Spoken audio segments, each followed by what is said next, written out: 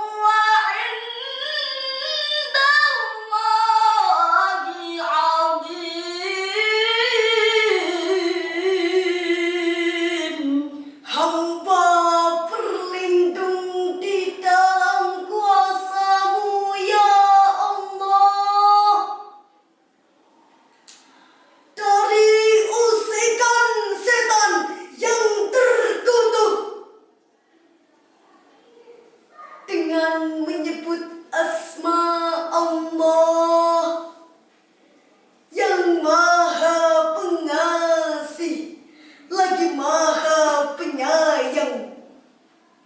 Ingatlah di waktu kamu menerima berita bohong itu dari mulut ke mulut, dan kamu katakan dengan mulutmu apa yang tidak kamu ketahui sedikit pun, dan kamu menganggapnya suatu yang ringan saja, padahal dia pada sisi Allah adalah besar. Menurut tafsir Al-Muyassar, Kementerian Agama Saudi Arabia halaman 350 menjelaskan, ketika seseorang menerima berita bohong dan menyebarkannya, padahal perkataan itu adalah perkataan batil, sedangkan si penyebar berita tidak mengetahui ilmunya, maka sesungguhnya kedua hal tersebut berbahaya, yakni berbicara dengan batil dan berbicara tanpa ilmu. Jika hal ini dipandang remeh, maka sesungguhnya itu adalah persoalan besar di sisi Allah. Hadirin yang dirahmati Allah, fenomena berita bohong sudah ada sejak zaman Nabi Muhammad Sallallahu Alaihi Wasallam. Beliau juga harus dihadapkan dengan berbagai macam berita bohong. Seperti ketika perang Uhud sedang berkecamuk, tiba-tiba terdengar berita bahwa Nabi Muhammad telah terbunuh. Inilah hadirin salah satu alasan banyaknya korban umat muslim ketika perang Uhud tersebut. Dampak penyebaran berita bohong memiliki dua sisi. Yang pertama, terhadap individual atau si penyebar berita, kredibilitasnya akan turun sehingga tidak lagi dipercaya oleh orang lain. Pelaku juga akan terjerat pasal 28 ayat 1 Undang-Undang ITE. Yang kedua, dampak oleh masyarakat, yakni bisa memicu perselisihan, keributan, dan tidak ketenangan masyarakat. Bahkan yang lebih parah lagi, jika menyinggung politik dan sara, bisa memecah belah persatuan bangsa. Na'udzubillahi min dzalik. Lalu, bagaimanakah mengatasi masalah tersebut, hadirin? Sebagai jawabannya, Allah berfirman di dalam Al-Quran surah Al-Hujurat ayat 6 berikut ini. Ya ayyuhalladzina amanu in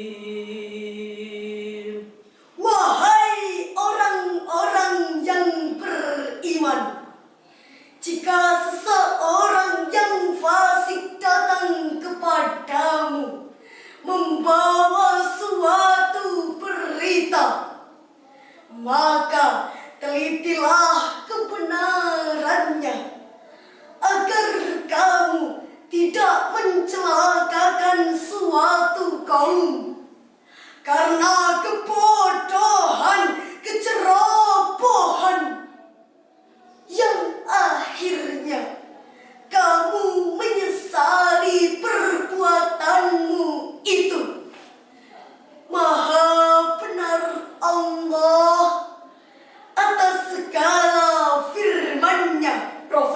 Dr. Muhammad Quraisy Shihab di dalam tafsir Al-Misbah volume 12 halaman 587 sampai 590 menjelaskan pada ayat ini terdapat kata naba yang berarti berita yang penting, berbeda dengan kata khobar yang berarti kabar baik penting maupun tidak.